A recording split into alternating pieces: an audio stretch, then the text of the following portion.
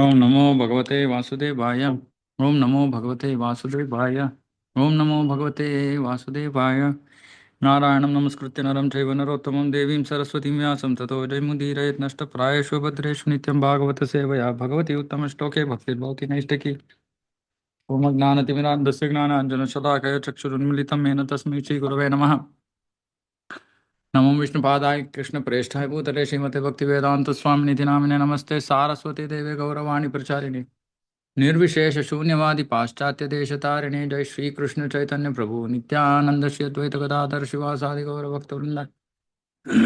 Hare Krishna Krishna Krishna Hare Hare Hare Ram Ram Ram Hare Hare.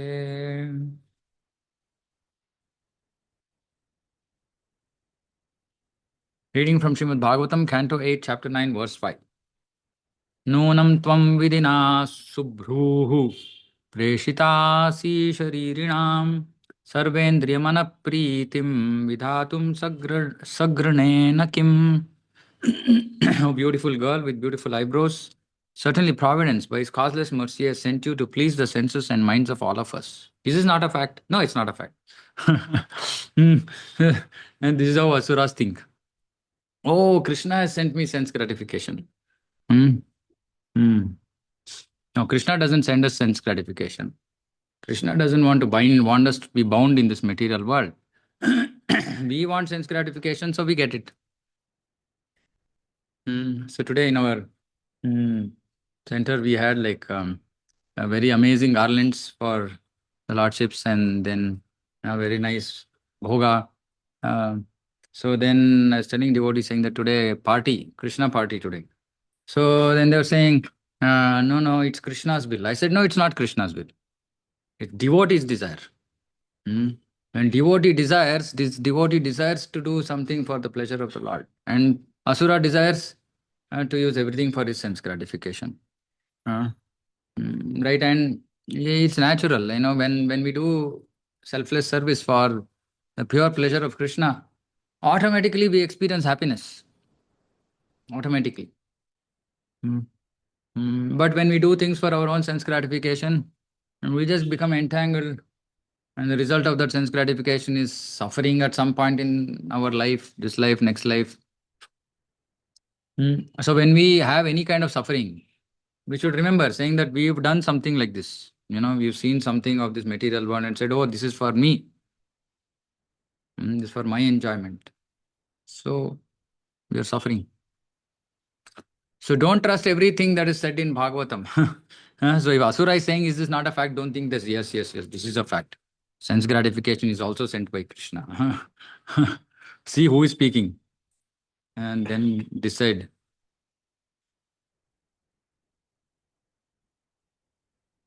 Why doesn't it go to the next verse? Something is wrong. Satvam na spardhamananam ekavastuni manini gnātīnām baddhavairanām sham vidatsva sumadhyame. We are now all engaged in enmity among ourselves because of this one subject matter, the container of nectar. Although we have been born in the same family. So both the devatas and asuras are saying, we've been born in the same family, we are becoming increasingly inimical. O thin-waisted woman, who are so beautiful in your prestigious position, we therefore request you to favor us by settling our dispute. Here, Murti is called Sumadhyama. Sumadhyama means thin-waisted woman. Now, so in this material world, if there is somebody like some Miss Universe or something, they say size 0. Actually, Krishna's waist is smaller than size 0. And his waist is so small, but his chest is so broad. But he doesn't look ugly. Like just imagine somebody whose waist is so small and his chest is so broad. We think like, yeah, some cartoon character, no? He look like so ugly. But Krishna looks so beautiful. So we should understand that every aspect of beauty that is there in this material world is just a drop of Krishna's beauty. And Krishna's form is all beautiful. It has all aspects of beauty that one can imagine. First when I came into Krishna consciousness, I saw Krishna's face. When I saw Krishna's face, I felt this looks like just like one lady, a girl's face. In the sense that you see all faces um, in the deities, etc. They look like girls. In the sense, the beauty that we attribute to girls in this material world is actually the original beauty of Krishna. It's not the other way around. It's not that Krishna is like looking like some beauty of this material world. No, the beauty of this material world is looking like they look like Krishna. So they have that, they're called beautiful or whatever, right? So, mm, mm, yeah, so Krishna is the most beautiful. Sundaranga. It's called Sundaranga. Sundaranga means all his angas are beautiful. Sundaranga. Anga means bodily parts or bodily, yeah, all aspects of his body beautiful. So when I heard the Sumadhyama, uh, I thought, yeah, Krishna is the best Sumadhyama. The demons understood that the beautiful woman had attracted the attention of them all. Therefore, they unanimously requested her to become the arbiter to settle their dispute. Yeah, so see, this is also very interesting actually. If we can bring Krishna in the center of our life, uh, then we will all be on the same page, as they say in English. Meaning, we will all go in the same direction. Mm. Otherwise, generally in houses between husband and wife, there is conflicts, disputes because they are going in different directions. Husband wants to go left, wife wants to go right, children want to go somewhere else. So there is always dispute. Some or the other conflict keeps happening. But when Krishna is in the center, all disputes can be resolved, right? So here they are wanting to bring this Moini Murti in the middle, meaning want to make her the center, so that everybody will listen to her because everybody seems to be attracted by her. So similarly, if all of us are actually attracted by Krishna, then there won't be any conflict, right? Uh, we will be able to serve Krishna with the right intention, without getting into tu meme, as they say in Hindi. Tu meme means why like this, why like that, you did this, you did that. So we won't get into that. But Krishna has to be in the center. If Krishna is not in the center, it can be a temple, it can be anything, but there will be conflicts. If I am in the center, if me, mine, my position, if these things are in the center, then devotee is also not going to experience happiness. Happiness is experienced in an environment. It's an environment that gets created when there are devotees. And if there is a little poison in that environment, then the environment becomes poisonous. Mm. So it's very, very important that morning program is adhered to. Devotees have to stick to morning program. When they do that nicely, along with hearing. Many devotees think that morning program starts and ends with Aarti and Japa. No. Actually, the most important part of the morning program is Shravanam. Because only the Shravanam can bring us onto the same page. If there's no Shravanam, then, we will uh, yeah, we will do chanting, we will do arti, everything, but then we don't know whether what we are thinking, the way we are living, is that Krishna conscious or not. We won't be able to understand, appreciate. So, Prabhupada gave us a complete program. Hmm? And it's just Krishna's mercy that we've been doing this morning. We were doing part of the morning program. We were only doing the Shravanam. Now, Krishna has mercifully given us the whole morning program. So we are actually very happy. By Krishna's mercy, we are able to do the whole program, and it has its own impact. It has its own impact. Mm. And I was thinking, saying that, devotees, I see devotees chanting so nicely, so sincerely. I feel, they're all going to make amazing progress in very short time. Mm. Mm. because my chanting was not so good when I came into Krishna conscious earlier on. And I see these devotees are doing such nice chanting. Uh, so they will all make progress. And they're also doing nice hearing every day. It's all fortunate souls. Okay. Hmm. वयं कश्यपदायादा भ्रातरः कृतपौरुषाः विभजस्व यथा न्यायं नैव भेदो यथा भवेत्. All of us, both demons and demigods, have been born of the same father, Kashyapa, and thus we are related as brothers. But now we are exhibiting our personal prowess in dissension. Dissension means difference in opinion or conflict. Bheda. Therefore, we could request you to settle our dispute and divide the nectar equally among us. So somehow they came to this point of thinking, distributed equally among us. Uh, though they were fighting by themselves. इत्युपामन्त्रितो दैत्यैर्मायायोषिद्वपुर्हरिः मायायोषिद्वपु प्रहस्य रुचिरापाङ्गैर्निरीक्षन् इदमब्रवीत्.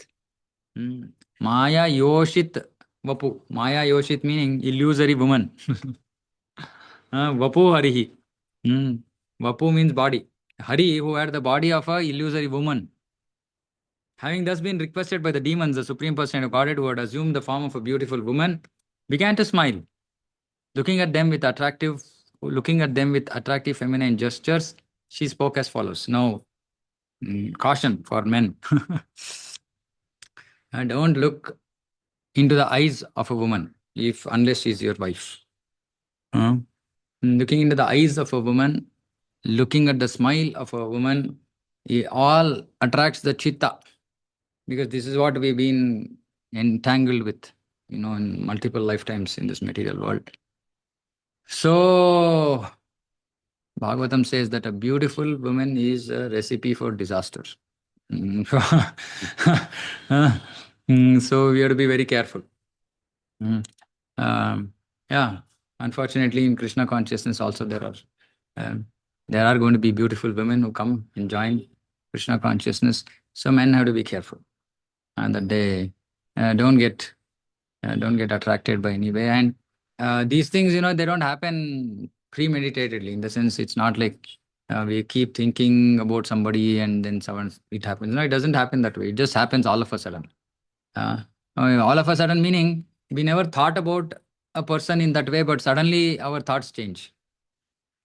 Now, but this means that till then some subconscious activity has happened without us recognizing that there's some subconscious activity. So it's safer just to avoid. Only as much as is required. Just only as much as is required for service. It's always safer. It's just safer, right? Because nobody will have any bad intentions. But when something nasty happens, it's just painful. So better maintain distance always. So she spoke as follows. Who spoke? Shri Bhagavan Uvacha. Katam Kashyapadayadah Pumshtalyam Mai Sangataha. Pumshtali, meaning prostitute. Vishwasam Pandito Jatu Kamini Shunayatihi. Supreme Personality regarded in the form of Mohini told the demons, O sons of Kashyapa Muni, I am only a prostitute. How is that you have so much faith in me? Now, the Apsaras in the heavenly planets are also prostitutes. So, who is a prostitute? Who doesn't stick to one man, married, doesn't stick to one person, who is attracted by more than one man is a prostitute. Not that it has to be only that gross act of prostitution. So here, Mohini Murthy is saying, see, I get attracted by men. So why are you being attracted by me? Why do you have so much faith in me? I can just dump you and go anytime. And he says, she's saying, learned person never puts his faith in a woman. Of course, not in a woman means in this kind of a woman, right? Not that a person doesn't put faith in his wife. Of course, he puts faith in his wife. But he doesn't put faith in any woman just like that, any other woman. Chanakya Pandita, great politician and moral instructor, said, Vishwaso naiva kartavya strishu rajakuleshu cha. Prabhupada quotes this in the first chapter of Bhagavad Gita. Hmm. When he's talking about politicians. So then he quotes this verse, Vishwasa naiva kartavya strishu rajakuleshu cha. And he also says that women are not given important positions. Unlike in your country, Queen Elizabeth is the queen, like that Prabhupada explains. Um, so, yeah, I mean, for multiple reasons, um, we don't want to get into that, but yeah, he never put your faith in a woman, meaning that um, see, in Bhagavatam, there are a lot of mixed statements. Now, obviously, I'm not saying this, so don't beat me. Bhagavatam says that women are like jackals, right? Which means that they're always looking for their own benefit. Hmm? Now, in one sense, if you think about it, we can see this very explicitly in Western culture. In Western culture, we can see this. Now, women are so self-centered that they don't care. They don't really care about family, about this, that, and all that. They just don't like, they just dump their husband and then they move on. They're not so bothered about their, oh, children, what will they do? They don't care. So clearly in the Western culture, we can see this, what Bhagavatam is saying, really low class, low standard women are there. Of course, there will be also respectable women also. So it's more targeting those such women, and Kali Yuga slowly is progressing, and it's going to be more and more filled with such women. As culture goes for a toss, as um, modernism takes over, right? And one of the aspects of this is, women wanting to be independent, wanting to earn money, wanting not to depend on husband. All these are signs of this. And today in our society, we say, yes, this is, women are independent, it's good. But we don't know where it's taking the society. It's very deep, deep psychology. We can't understand this. But it's important that we understand this. At least devotees should understand this. Um, and nowadays, unfortunately, even when we are looking for matches for boys want working women because they are also still concerned about material progress, economic development. Why? Because they have not heard properly from Prabhupada. Mm. And even if they hear, there'll be somebody who will be brainwashing them, saying that no, no, no, this is all for fanatics. You don't hear. It's okay. You live life like ordinary people live. Mm. But then why did Prabhupada write all this? You know, so if somebody makes a statement that these statements are for fanatics, then we are calling Prabhupada a fanatic. Biggest disrespect to our Acharya. So, humble request to everybody, if anybody dismisses any statement that Prabhupada has written in his books, please dismiss that person and stop associating with such persons. And some people will not explicitly mention, obviously, right? But implicitly they will contradict what Prabhupada has said, which is also an offense. It's not that somebody has to be like brazenly, like openly offensive to Prabhupada. But rejecting Prabhupada's statements in the name of practicality is offensive, is as offensive. Right? Which means that Prabhupada was not practical. And what nonsense. I mean, Prabhupada is the really practical Acharya because, Bhagavad Gita, I was reading for some reason, I was reading Sri Ramanujacharya's commentary and I said, like, we can't understand at all. We just can't understand. Having read Bhagavad Gita and Bhagavatam and all this for 15 years, still can't understand so many things that Ramanujacharya writes. And like I was discussing with my Guru Maharaj, and he said, see, we are so fortunate that Prabhupada has really simplified it to such an extent that fallen devout souls like us can also understand. So we cannot question the perfection of Prabhupada's writings. It's just complete. So yeah, so this is true. So we have to accept this statement. Does the Supreme Person of Godhead, who was pretending to be a woman, warned the demons against putting so much faith in her? For she had appeared as an attractive woman ultimately to cheat them, indirectly disclosing the purpose for which she had prepared. She had appeared before them. She said to the sons of Kashyapa, how is this? You are all born of a great rishi, yet you are putting your faith in a woman who is loitering here and there like a prostitute, unprotected by father or husband. See, Prabhupada is making it explicit, saying that who is this kind of woman who should be not trusted is one who is loitering here and there. Mm, Loitering here and there. Cow is eating over. Loitering here and there like a prostitute, unprotected. So the key point here is unprotected. If women, if they're unprotected, then they will just go loiter here and there, which is not good. Mm. Mm. So Prabhupada is saying women in general should not be trusted. What to speak of a woman loitering like a prostitute? Um, so obviously, women those souls who have taken body of a woman might object, might feel offended by this statement. But I'm sure that if you really look at it, and there is truth can come out because Prabhupada is writing it. The word Kamini is significant in this connection. Women, especially beautiful young women, invoke the dormant lusty desires of a man. Very simple. Especially beautiful young women invoke the dormant lusty desires of a man. Therefore, according to Manu Samhita, every woman should be protected either by her husband, father, or by her grown sons. Without such protection, a woman will be exploited. And obviously, then women have to take extra care not to be exploited. But there are always men like that who can exploit, who will have a tendency to exploit. So, protection is required. Indeed, women like to be exploited by men. See, these statements we can't understand. As soon as a woman is exploited by a man, she becomes a common prostitute. This is explained by Mohini Murthy, the Supreme Personality of Godhead. Mm. See, this exploited, we can again see Indian culture may not help, may not enable us to understand these statements. We should, whenever it is one thing that I can suggest. Whenever there's anything about women and being mentioned in the Shastra, look at the modern Western culture. It'll be very, very easy. So one of the things that comes to my mind is the way the bold dressing of women, right?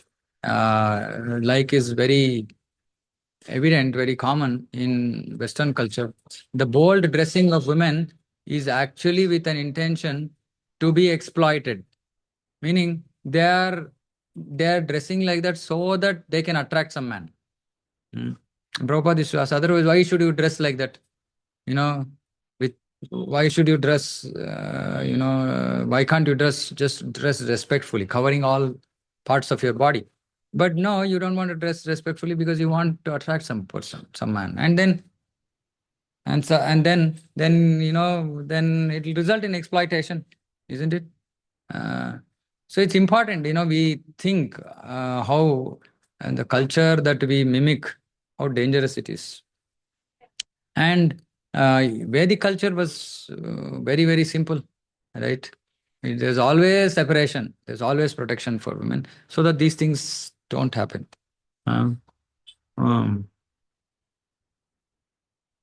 anyway, yeah, again, modern situations don't help us, it's not easy for us to understand, accept these things, but it's there, it's Shastra. So at least devotees should understand this, should try to understand. And again, I keep highlighting this, saying that don't feel offended if you are in the body of a woman. The others who are now in the body of a man would have also been in the body of a woman multiple times in the past. You would have also been in the body of man multiple times in the past.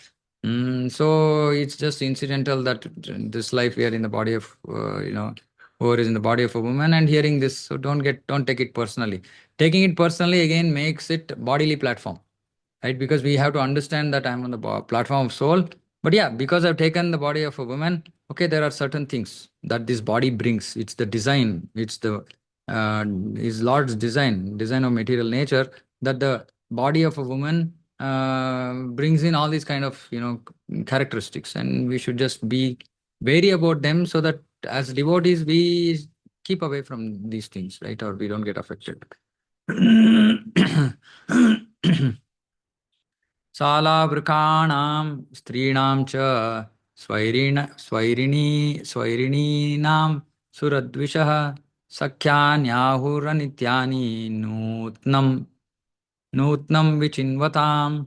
Or demons. As monkeys, jackals, and dogs are unsteady in their sexual relationships and want newer and newer friends every day, women who live independently seek new friends daily. See, this is for women who live independently, meaning not under the protection. They seek new friends daily. Friendship with such a woman is never permanent. This is the opinion of learned scholars. Now, the Supreme Personality of Godhead himself is saying in the form of Mohini Murthy. So you can't refute this, right? So this seems to be the nature, intrinsic nature. But protection prevents such things. And because our culture is more protected culture, we find it difficult to connect with these statements. But again, those devotees in Western bodies, they will be very easily able to relate with this because they would have lived like this before coming to Krishna consciousness. So it's easy to understand.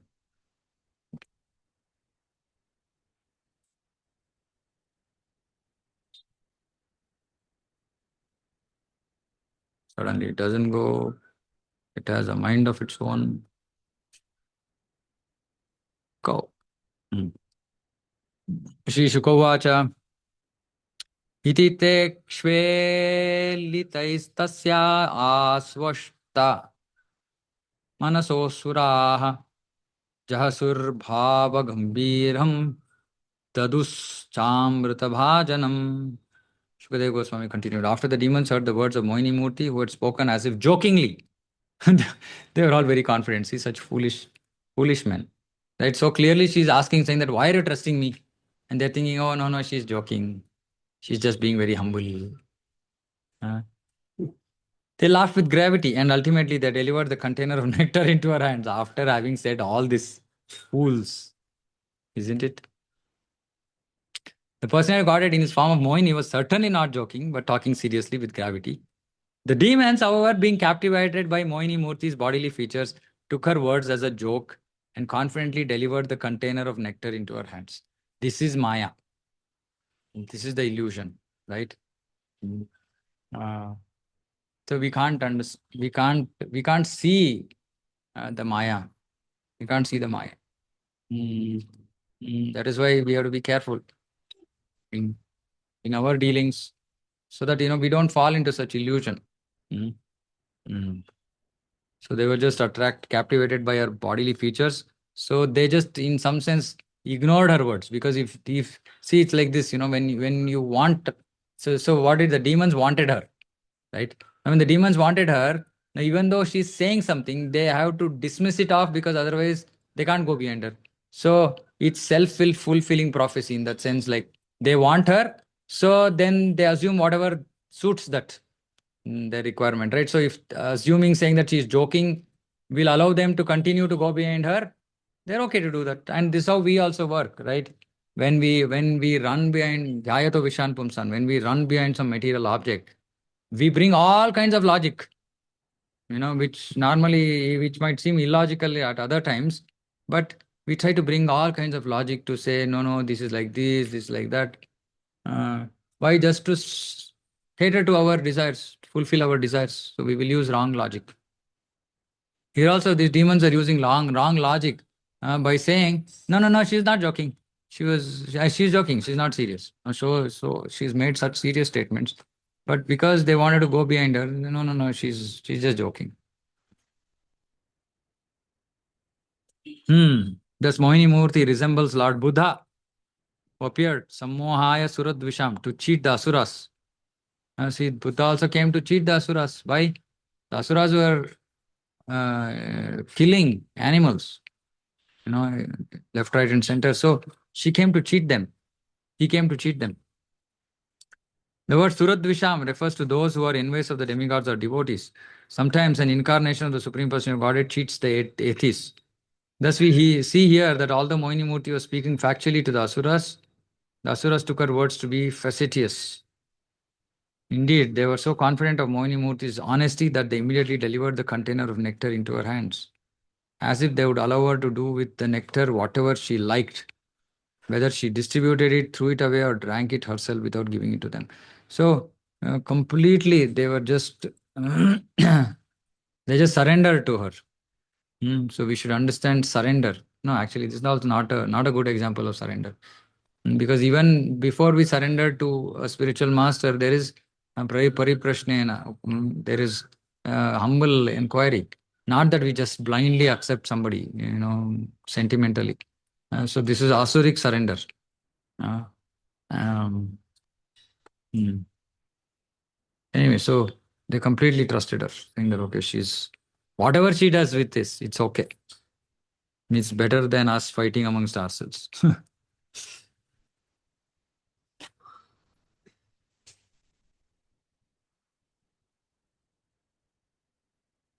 Is this internet which is slow or is it my machine? I can't understand. Hmm. ततो गृहीत्वामृतभाजनं हरिर्बभाषयीष्यत् स्मितशोभया गिरा यद्यप्युपेतं क्व च सात्वसादु वा कृतं मया वो विभजे सुधाम् इमाम्. Thereafter, the Supreme Personality of Godhead, having taken possession of the container of nectar, smiled slightly and spoke in attractive words. Hmm. She smiled slightly, saying, okay, so easy, it was so easy. She said, my dear demons, if you accept whatever I may do, whether honest or dishonest, she's being very, very candid. Huh? She's saying, I might be dishonest also, but if you accept whatever I do, then I can take responsibility for dividing the nectar among you. Now, among you doesn't mean that including you, right? It's all like play of words. Supreme Personality of Godhead cannot abide by anyone's dictation.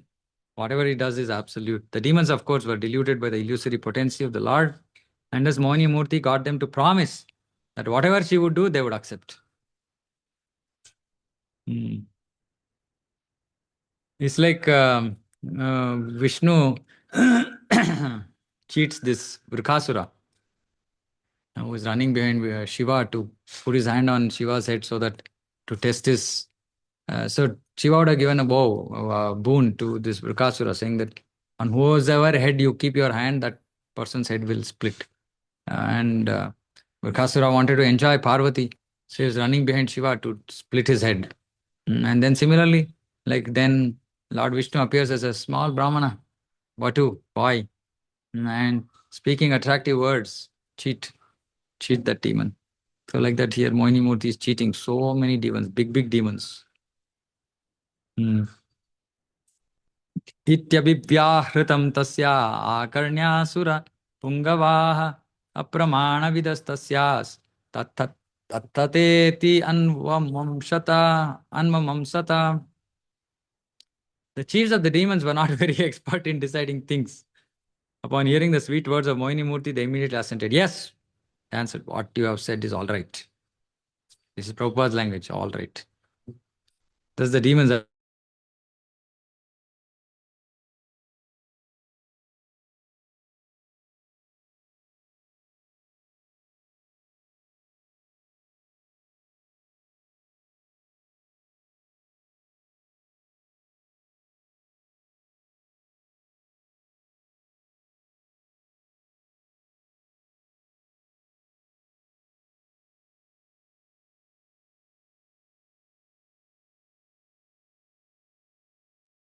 We are not audible.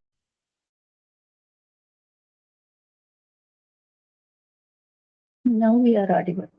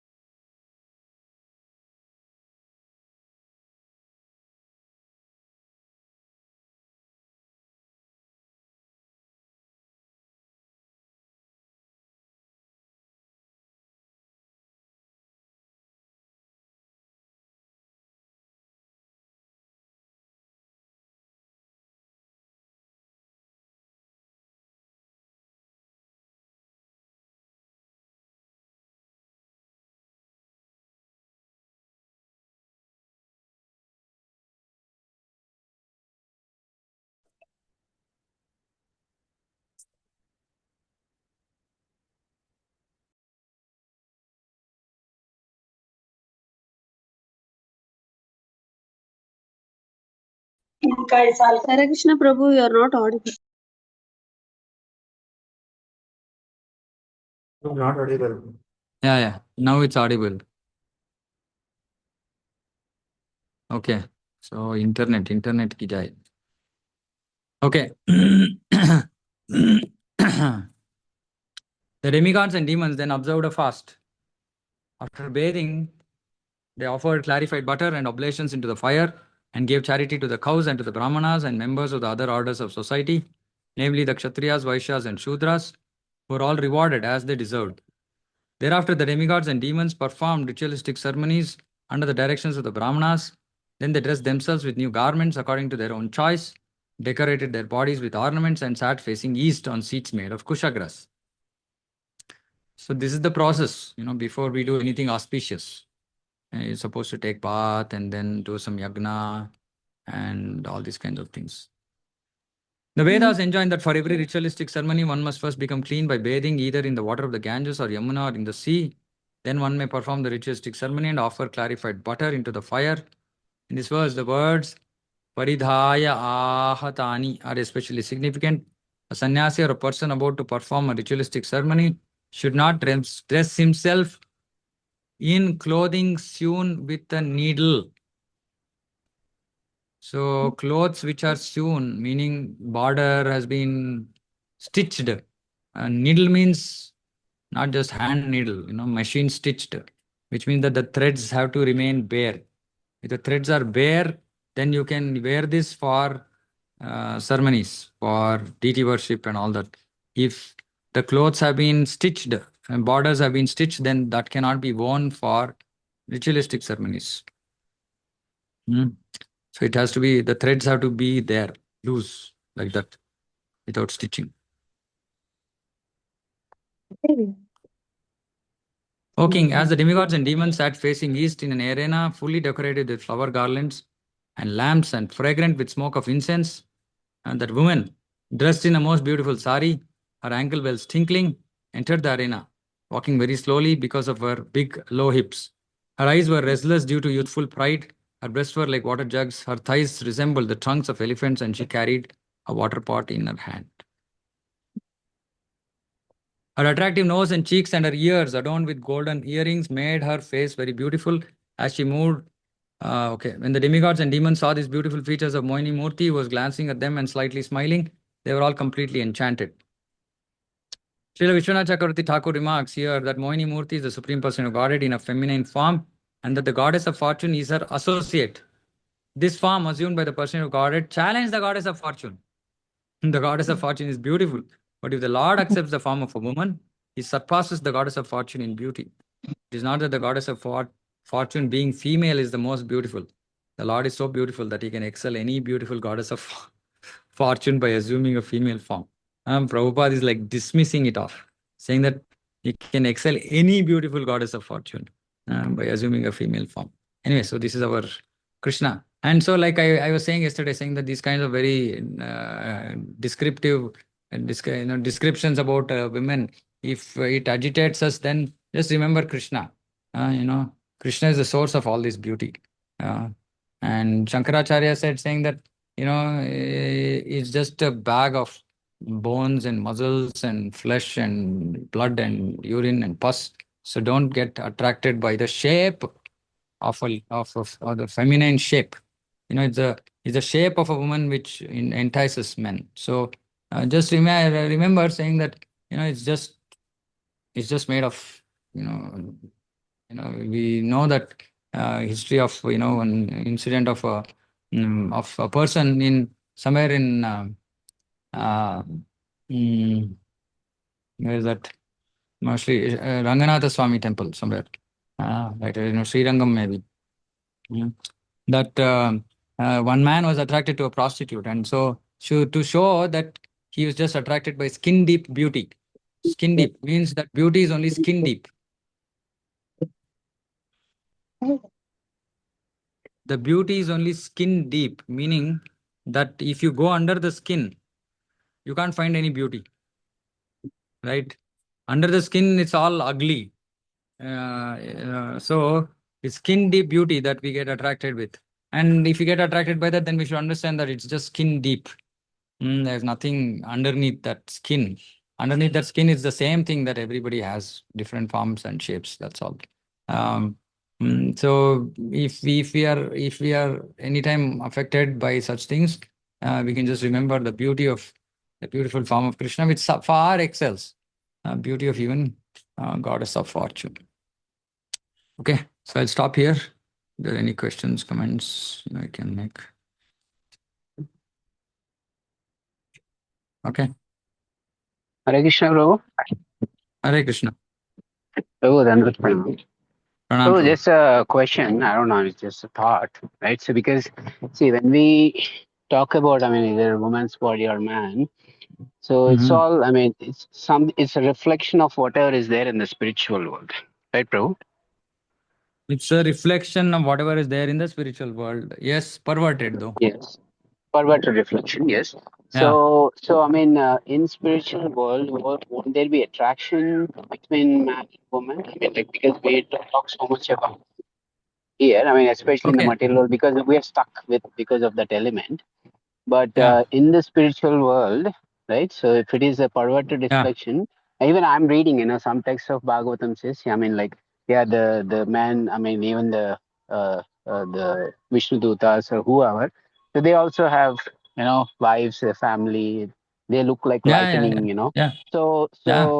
so so I mean, like, if everyone is completely attracted or in service to Krishna there in that world, isn't there attraction between so-called, I mean, like, because they have certain bodies, I would say, but spiritual bodies, but are they permanent in nature is the question in the spiritual world.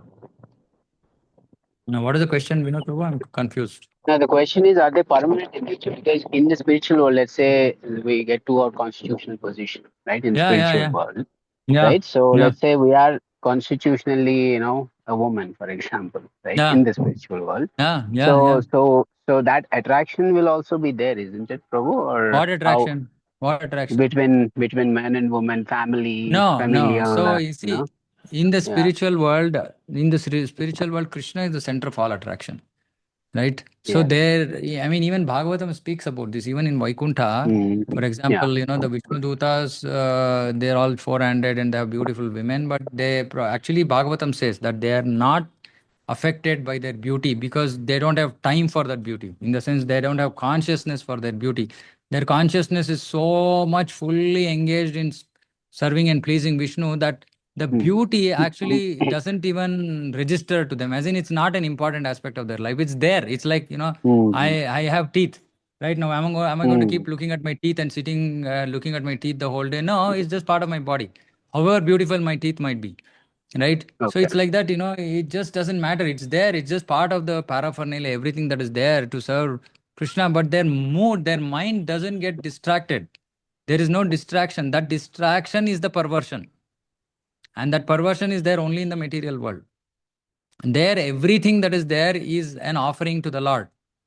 So, for example, even if suppose there's a so-called husband whose wife is beautiful, of course, everybody is beautiful in the spiritual world. But if suppose he thinks that no, no, no, my wife is exquisitely beautiful.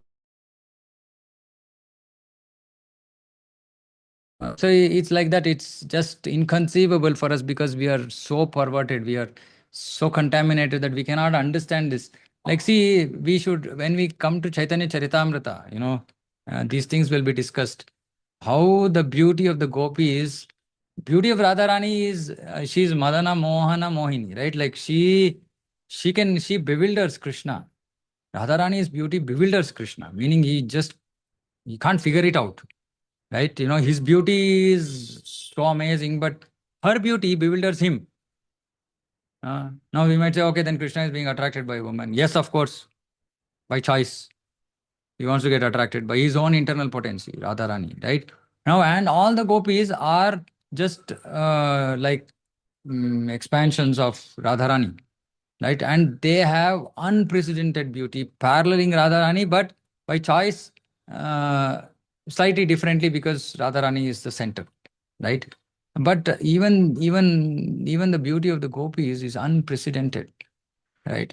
But all their beauty, the reason they look at themselves, the reason they dress themselves nicely, and the reason they do anything concerning their body is just for the pleasure of Krishna. Because they know that, okay, if I dress like this, Krishna will be pleased by looking at me. Now, you might ask a question, why Krishna is being pleased by looking at the form of a so-called lady. He is not attracted by the form of that lady, but the devotion of that jiva. So it's all inconceivable. These things are, it takes us a long time to understand. It keeps going in loops.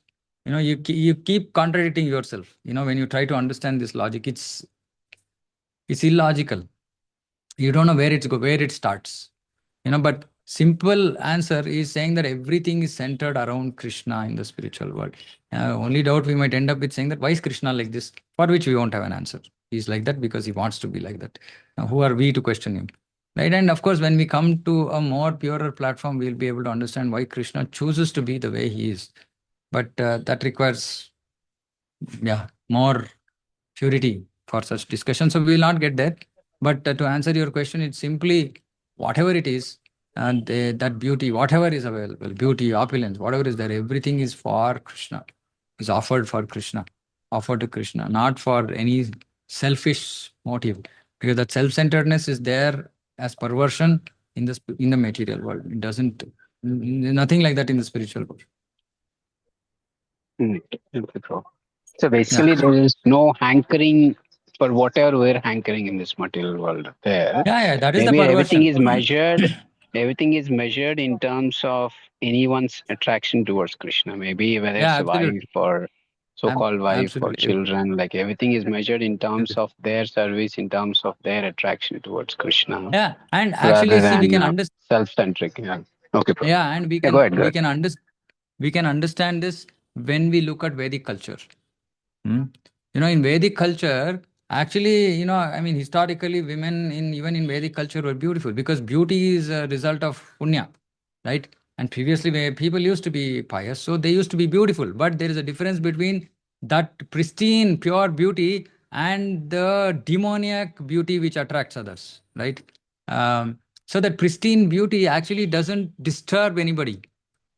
It doesn't disturb the other men, because of their whole their mannerism, the way they conduct themselves, the way they dress, everything, all aspect, it generates more respect, right, than this kind of lusty attraction. So even in Vedic culture, this was unheard of. This kind of open, blatant attraction to the opposite gender didn't exist. It was low class, demoniac. But because our society has become like that today, these things seem very difficult for us to understand, while it was a norm in Vedic culture and absolutely in the spiritual world. Yeah. Nakul Prabhu. Rohini Mataji, you have your hand raised? Yes, Or, Prabhu. I'll ask yeah. after Mukund. Okay, Nakul Prabhu. Hare Krishna, Prabhu. Prabhu, Hare my question is, I don't know whether this is right or wrong to ask. As we are discussing about demons and all things will reveal around Bali Maharaj. So Bali Maharaj is the main Mhm. demon, as we say in the previous or next No, he's chapter. the head of the demons. He's not the main demon. He's the head of the demons. But we There's consider a him is difference one of between. the Mahajanas. So is it after this Moini's incarnation, he got No, no, changed? no. How it is? No, no, nothing like that. See, it's like he's the head of the demons, meaning he was just born in that family. Like for example, now if a devotee he's born in some very low class family, we don't call him a demon, right, or a low class person. We don't call him a shudra. So it's like that. Bali Maharaj was a devotee, and he was always a devotee, right? Just that he was born. It's like Prahlad. Prahlad became king subsequently of the demons. Does it mean that he was like demon? No, he was not a demon. Hmm. Devotees are never demons.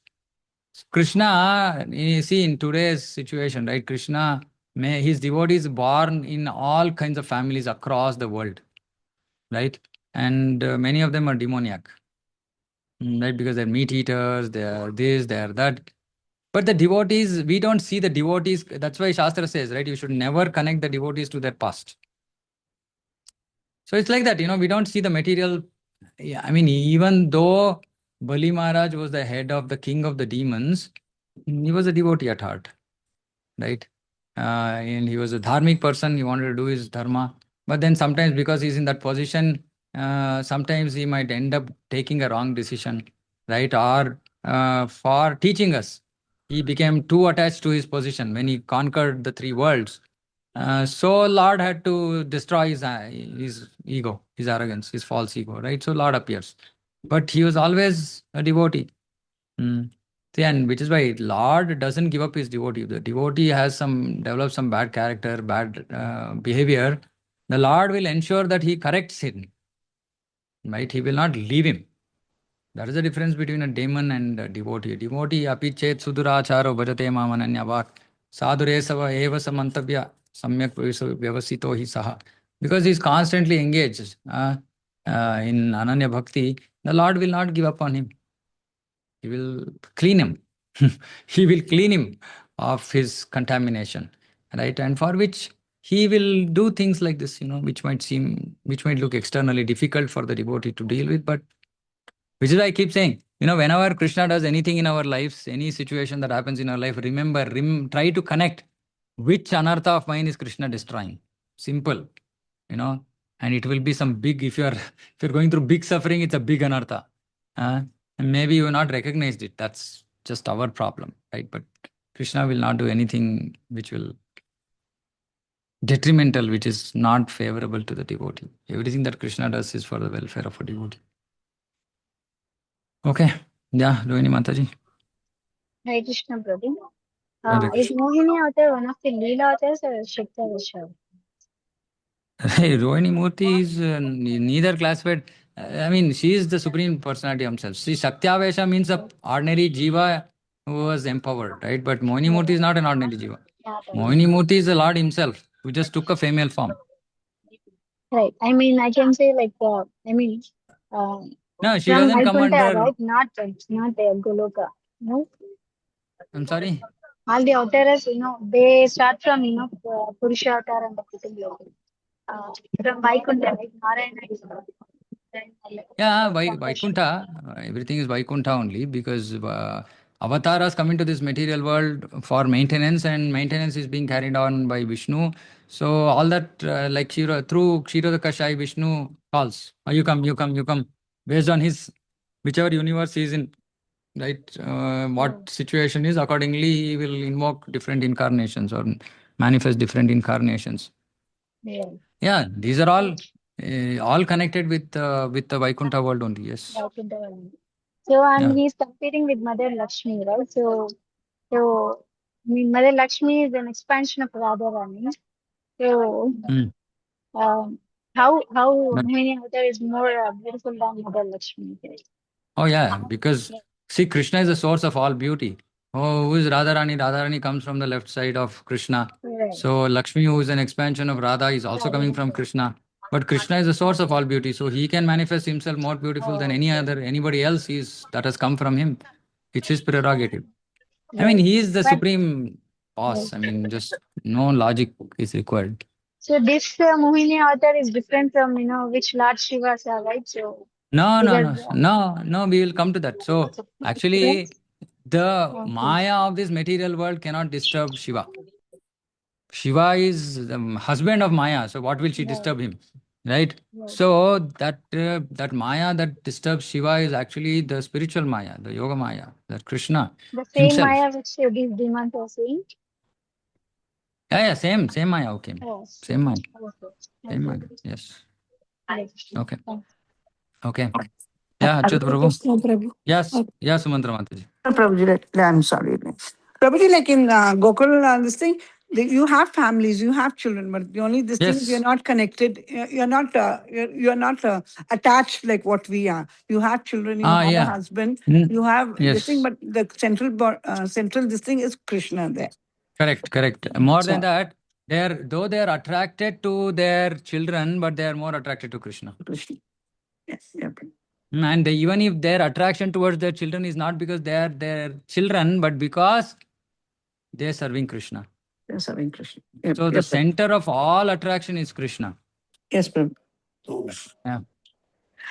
Prabhu, like it reminds me of a pastime, like when with Prabhupada, like a devotee was looking at a woman, And Prabhupada, and like, and he felt a little this thing when he saw that Prabhupada noticed him. Then Prabhupada said, no, see how beautiful Krishna is made. Like Radharani is very beautiful. And Krishna has put beauty, so you should appreciate, but you shouldn't get on this thing. And then he just like, you know. Yeah. But for us, it's easier said than done. Yes, right? of course.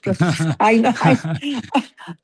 Yeah, I won't lie to you. When you used to travel abroad and you see men, you turn around and you give them look. You turn around and give women also look. You turn around and look at the men also. So, yeah. I mean, and because that we are conditioned like that, Prabhu. We are conditioned. condition. Yes, we are And you have to conditioned. bring. And this time, like when I did that, I said, "Oh, Krishna said, like everybody, and you are conditioned, Prabhu. When you see somebody good, handsome and beautiful, you do have a thought." Yeah. Okay. Yeah. Achyut Prabhu. Hare Krishna. Yeah. Right. Prabhu, like in the beginning, you like mentioned one thing happened in the morning today, where like devotee had told it is the will of Krishna, and they told it's a desire. Yeah. But how would you differentiate if something happened by the will of Krishna or it is, because sometimes in a community we hear a lot, Yeah. sometimes like I feel it's injustice and we get to hear it's a will of Krishna. Correct. So Yeah. like how would you differentiate? So we take it as per convenience. If it is convenient to say will of Krishna, we'll say will of Krishna. If it is convenient to say it was done by somebody, then we'll say that person did. No, see, basically we can understand like this, right? Krishna, when we say will of Krishna, ultimately nothing will happen without Krishna's consent. Ultimately. It is Sarvakarana Karanam. That way it is will of Krishna. But nothing in this world is actually happening directly by his will. Nothing in the sense, most of what jivas do is not the will of Krishna. It's their own will, their own free will. And the same thing applies to devotees also. Right? But he is Sarvakarana Karanam, meaning if I just desire, okay, I want to do this, it won't happen. Unless he also wills. But he will even our nonsense will, because we are nonsense. Right? That's his mercy on us, because then he will correct us, he will put us through suffering, etc., right? He doesn't disown us. So we have to understand that ultimately everything is the will of Krishna, but the immediate will is of somebody who is doing that nonsense. Don't escape situation by pointing fingers at Krishna. But when something happens beyond our control, beyond our most sincere, intention, then we can understand saying that, okay, it was beyond me, maybe Krishna wants it this way, now why is it happening? For example, suppose say somebody has some bad suffering that comes their way in their material, in this life, Now, we didn't do anything to get that suffering, right? But that suffering came, then we can say, okay, my suffering has come, it's my karma phala, it should have been more, but by the sweet will of Krishna, he has reduced it. And then we can also see, if Krishna is involved in my life, what is the learning he is giving me through this? He wants to teach me something through my own karma that I have done. He wants to teach me something, right? And then we look at that, in that way, we look at it as the will of Krishna. Not that will of Krishna because he made it happen. No. It's the will of Krishna because Krishna wants to help us. That's his will, that's his desire. So it's a wrong philosophy to simply put everything on Krishna and not take any responsibility to whatever is happening. It's escaping, that's all. We have to take responsibility of things because we are doing it. We are desiring it.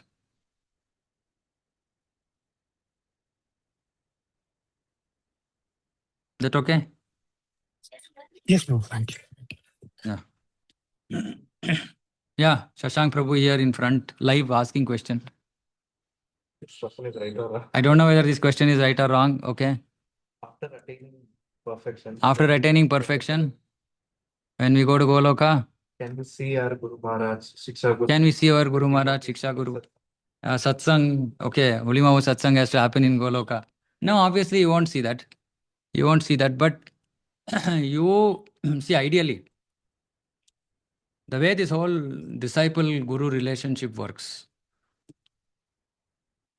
Okay, this is a slightly deep question. So, depends on if the Guru is a Uttamadhikari devotee and he's a Nitya Siddha, then possibly he's training us to put us in a particular role in Goloka. Okay, then maybe you will also report into that same Guru in his spiritual form in Goloka, right? Possible. But it's not that whether we can identify saying that, hey, this was my Guru. I don't know, I haven't read anything of that. But we know that they will be in the spiritual world and mostly we will be under their care. But now the question is, if our Guru has come in this world, in this Janma, in a particular name, will the Guru again come next life also with the same name? No. Right? So, because every birth is going to be different, right? Body is going to be different, name might be different, etc., etc. So, what can we say? So, is this the relationship with Guru is eternal from service perspective, right? Not from a Vapu perspective.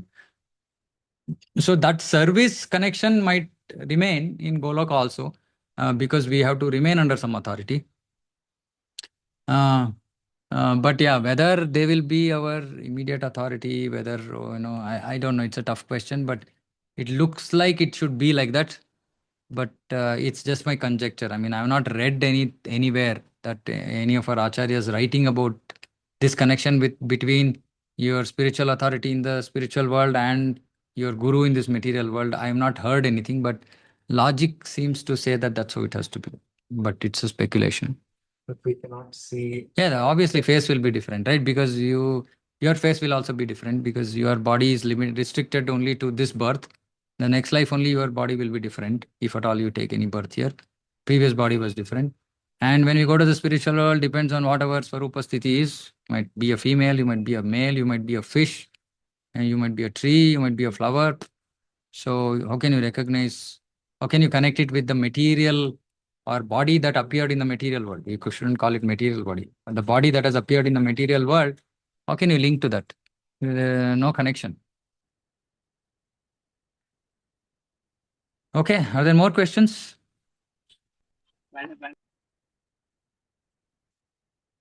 More questions? Okay. Okay, then we'll close. Srimad Bhagavatam ki jai, Jagat Guru Srila Prabhupada ki jai, Vancha Kalpatarubhyascha Kripa Sindhu Bhavacha, Patitana Panebhyo Vaishnavebhyo Namo Namaha, Anta Koti Vaishnava ki jai, Samaveta Gaura Bhakta ki jai. Hare Krishna.